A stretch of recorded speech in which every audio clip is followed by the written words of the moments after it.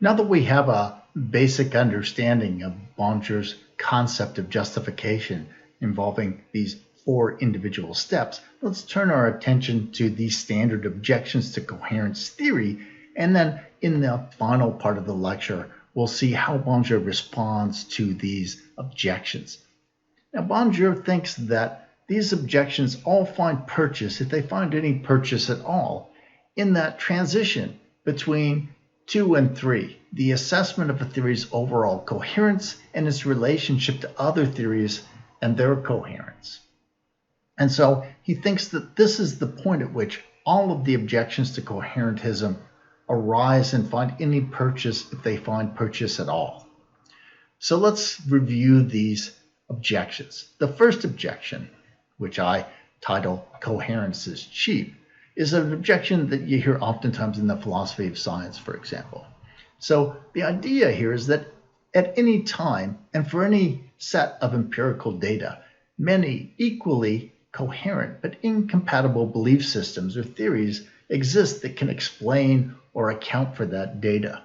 Therefore, coherence alone cannot determine a justified choice between these alternative incompatible belief systems. In other words, it seems as though coherence doesn't provide us with the means by which to make decisions amongst alternative conceptions or alternative belief systems so that we can be confident that our choice is in fact a better choice, a choice that's more likely to be true. Our next argument against coherence theory notes that coherence is just a relationship between beliefs, or at most a property had by a system of beliefs. So coherence is about beliefs and their interrelationships, and it doesn't actually relate beliefs or systems of belief to the world. Now you might say, well, why does that matter? Well, coherence theories of justification then don't provide any obvious mechanism through which beliefs might be shaped or constrained by features of the world. So in other words, if we're just trying to generate a bunch of coherent beliefs, what is it about that process that makes it likely for us to actually capture important relationships and features about the world? Why are we being constrained by the world at all when all we're really trying to do is maximize this relationship between our beliefs? The third and final argument that we'll consider is an argument that says there is no demonstrated connection between coherence and reliability. That is, between pursuing coherent belief systems and pursuing belief systems that are likely to be true. Now you may think, well, hey, that sounds exactly like that second objection. But the second objection really isn't that. The second objection has to do with this idea that, well, pursuing coherence within a belief system, that doesn't really address at all whether or not that belief system is sensitive to anything in the world.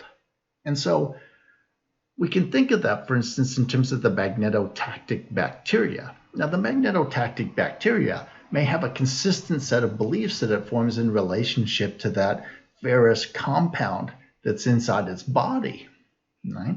But that doesn't mean that the ferrous compound is actually sensitive to the important feature of the world that the magnetotactic bacteria really needs to form beliefs about or needs to act in relation to.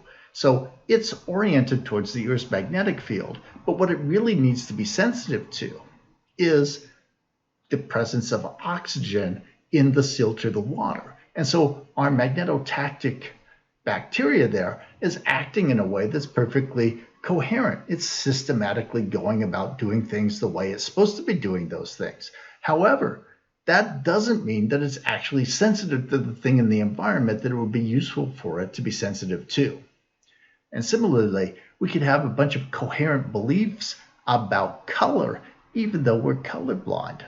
And so it seems like that idea that coherence doesn't really provide us with any sense that we're actually wired into the world, that's different from this objection. This objection says, look, I can come up with a coherent belief system, but that doesn't guarantee that my pursuit of coherence is going to result in a system that is very likely to be true or that includes a lot of true beliefs. So we can sort of think about that just by thinking about coherence in terms of consistency, which is a minimal requirement for coherence admittedly. So we can come up with a consistent belief system, a belief system that it's possible for all the beliefs to be true. But that won't mean that any of the beliefs within that consistent belief system are true.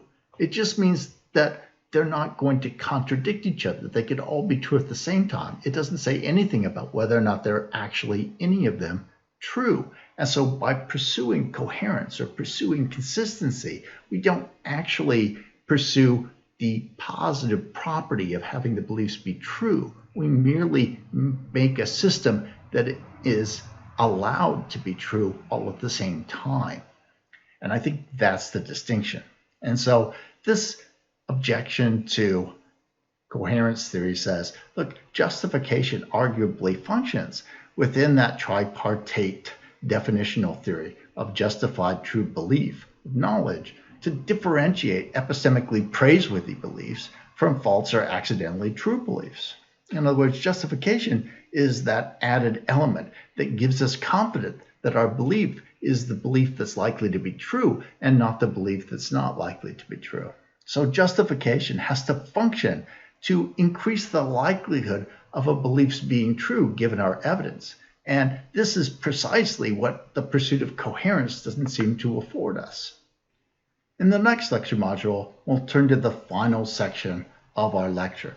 We'll start to look at BonJour's responses to each of these individual objections to coherence theory, and we'll try and decide whether or not BonJour is effective in diffusing these objections with respect to his own theory.